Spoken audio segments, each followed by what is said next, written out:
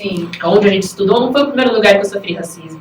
Já fui colocada para fora de sala por zero motivos, por professores, diretores, isso apenas, eu tô falando... apenas por existir como uma criança negra no mundo. Exatamente, eu tô falando de uma criança de 5 anos de idade. Não existia nada que eu pudesse fazer que fosse tão ofensivo para um adulto assim, aos 5 anos de idade. Entende? Então, minha família sempre soube disso, de que não era eu. E aí a gente passou a buscar quais eram as motivações, aonde estavam os problemas, e me fortalecendo enquanto pessoa. Olha, o problema não é você, mas a gente vai tentar entender qual que é o problema. E isso é muito importante. Você lembra se existe algum professor, alguma professora que, dentro desse período, né, da passagem da instituição de ensino, principalmente olhando para a escola, né, como o primeiro lugar de sociabilização e o primeiro momento que a gente sente o racismo, não necessariamente sabe que aquilo é o racismo, se teve algum professor que te despertou para a questão da intersecção de raça durante o ensino, ou até mesmo que te despertou sobre essa consciência, o quanto que o racismo ele é estrutural e não necessariamente é uma responsabilidade sua. Você lembra desse período de ter algum professor que você olhou e falou, é isso? Sim. A gente teve uma professora que era genial. Ela era genial. E eu levo muita coisa do que ela falava, assim, até hoje, que é a Odilene, de história. Sensacional. Ela é extremamente politizada desde sempre. Ela fazia quase que uma revoluçãozinha ali, né? Sim, nas salas que ela dava aula, enfim. Então, ela, em muitos momentos de discussão mesmo, não só da matéria em si, porque ela trazia música, ela trazia filme, e a gente fazia essas discussões, e muitas coisas que ela disse era aquilo. Na hora eu não entendi a proporção. Mas eu guardei porque eu sabia que em algum momento isso ia fazer sentido. Sim. E fez. E eu trago muitas coisas do que eu vi, do que eu vivi, do que eu aprendi. Porque nesse momento de aprendizado eu entendi que a minha maneira de aprendizado é diferente. Tanto é que na faculdade foi totalmente diferente. Eu tenho uma facilidade de aprender de forma musical, de forma artística. Sim. Então isso faz total diferença. Imagina, a escola jamais está preparada para ensinar alguém de forma artística. Não tem isso, né? Ou você tem uma inteligência exata, né? Matemática, ou você não é inteligente.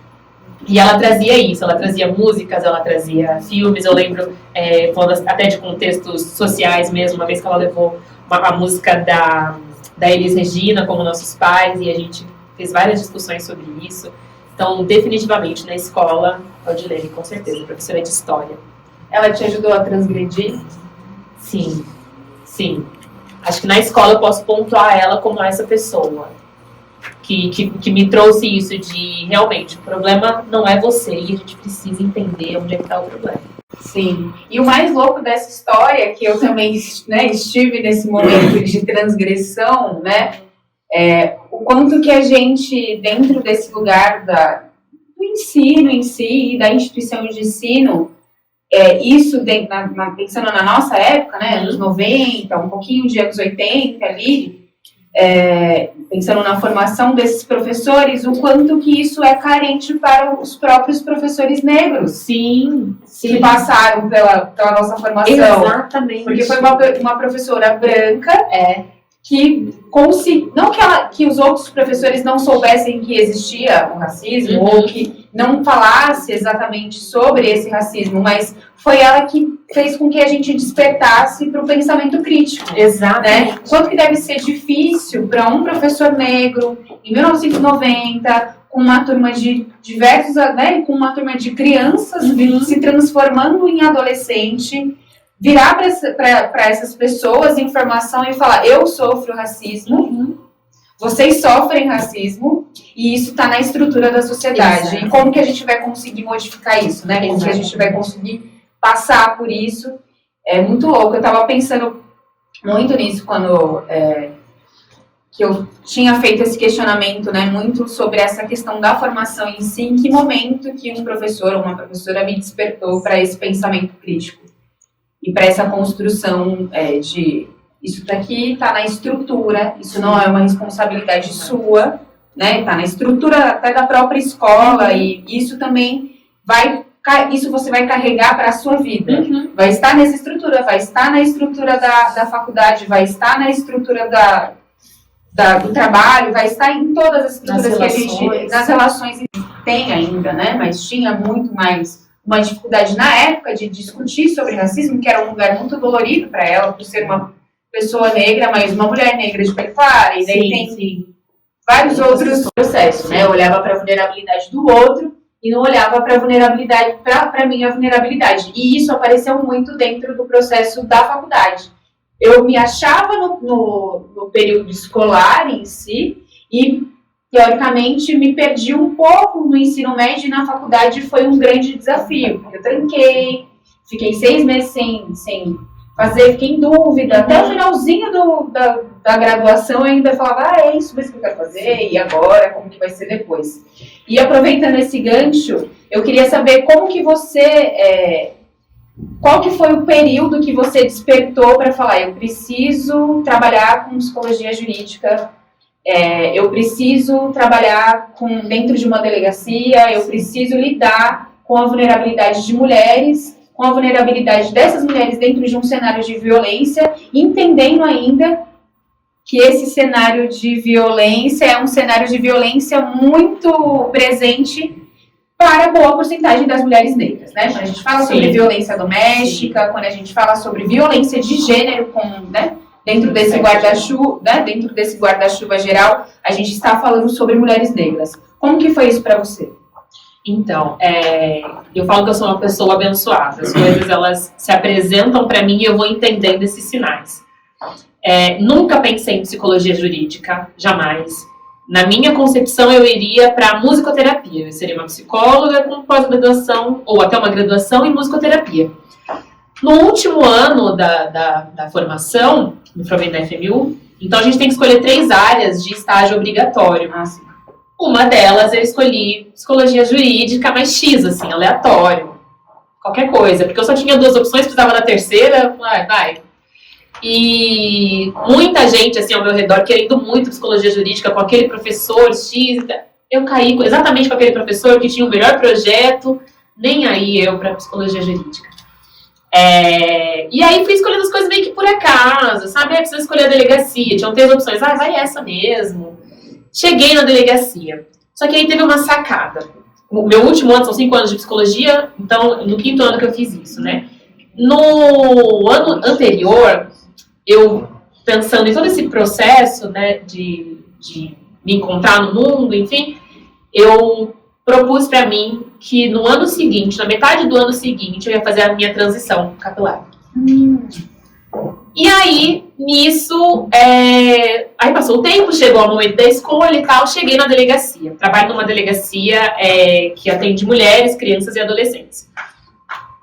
E aí cheguei na delegacia, encontrei assim, um ambiente que eu olhava, e aí a gente volta para essa questão da escola, eu me sentia totalmente incapaz de estar ali. Eu cheguei na delegacia e eu lembro que a primeira coisa que eu pensei foi, não vai dar certo, eu vou fazer alguma coisa que não vai dar certo. E é o pior lugar do mundo para dar errado alguma coisa. E aí, enfim, cheguei, fui me encontrando, fui deparando com os casos de violência sexual, fui me interessando, fui indo atrás, chegou o momento de fazer o TCC, fiz o TCC com base no meu estágio, ele virou um artigo científico, virou uma publicação, a gente publicou ele na Europa, durante isso passei por avaliação da USP, da UFSC, enfim, virou um boom, para falar dos danos da negligência familiar nos casos das crianças vítimas de violência sexual. A partir daí, eu tive um destaque e fui indicada para trabalhar onde eu coordeno agora, que é a Casa Bete Lobo, no município de Diadema. Passei ali durante todo esse tempo, nesse ano eu fui convidada para ser coordenadora da casa, então nesse momento eu coordeno esse serviço. E aí eu fui entendendo a importância do meu papel enquanto mulher negra, atendendo essas crianças, atendendo essas mulheres. Muito mais do que dados, mas ser a representatividade ali, viva, naquele momento. Existe uma mágica em ser psicólogo, que é você participar do processo de transformação da pessoa em um momento em que ninguém vê, ninguém está perto. Somos eu e você, só a gente sabe o que está acontecendo naquela sala, naquele momento. E eu vi e vejo todo o tempo esse processo que dá um insight, que cai a ficha. Às vezes as pessoas pensam, mas é pouco, é óbvio, como que não pensou nisso antes? Mas é crescimento. Existe isso na psicologia. E aí eu fui deparando com essas mulheres. E aí eu entendi que o fato de eu estar ali já era político o suficiente. E eu precisava estar ali. É importante que eu seja psicóloga. É importante que mulheres negras sejam atendidas por mim. É importante que crianças negras sejam atendidas por mim. Porque é totalmente diferente delas serem atendidas por uma psicóloga, uma assistente social branca. Porque aquilo que eu não digo e que ela não diz fica implícito ali só pelo fato de estar. Só pelo fato do ser um corpo negro no mundo igual a ela. Exatamente. Isso é afrontoso para um monte de gente. É o mesmo impacto que tem nessas crianças de, pô, você que vai me atender, você que é a psicóloga, a mãe, o pai vendo isso, também existe, como eu sofri, por parte de coronéis e de patentes, de olhar para mim e me colocar em serviços, né, de servir café, enfim, nada. Outros casos de racismo exatamente. que a gente passa. Exatamente. Que fazem com que duvidem da sua capacidade profissional, sim, que duvidem da sua formação, que duvidem, que colocam você na dúvida, né? Do porquê que você está aqui. Você não deveria estar aqui. Deveria ser uma outra pessoa. Sim. E se você está aqui, você deveria exercer uma outra função que não é a função de coordenar, sim, que não é a função de comandar, que não é a função de liderar. Eu queria saber saber um pouquinho de você, como que foi esse processo durante a graduação, né, finalzinho da graduação e pós a graduação, entender que assim, que aquela Jéssica que se sentia incapaz no ensino fundamental ou no ensino médico ou até mesmo na educação infantil de base, se transformou numa pessoa que tem um artigo científico publicado na Europa. Como que foi isso para você? Outra professora. Em outro momento, na graduação, achei outra professora que tinha essa mesma linguagem que eu e que me ensinou que o meu processo de aprendizagem era diferente. E ali, com ela, eu fui entendendo isso. Também não era uma mulher negra, infelizmente. Fazia parte de um outro grupo que também sofre por outras questões. E ali ela me deu o insight e com ela eu consegui entender isso. E aí eu olhei e eu pensei, eu vou ter que sobreviver a esse mundo de alguma forma. Então eu preciso me fortalecer. E todos os dias eu penso isso. Em todos os momentos. Todas as vezes que eu preciso fazer alguma coisa, nunca é só a mulher ou só a profissional fazendo isso, mas eu sempre penso, é uma mulher negra, então provavelmente eu vou enfrentar tal coisa, então a gente precisa fazer muito mais que o nosso trabalho. A gente faz um outro trabalho à parte enquanto faz o nosso trabalho. É desafiador.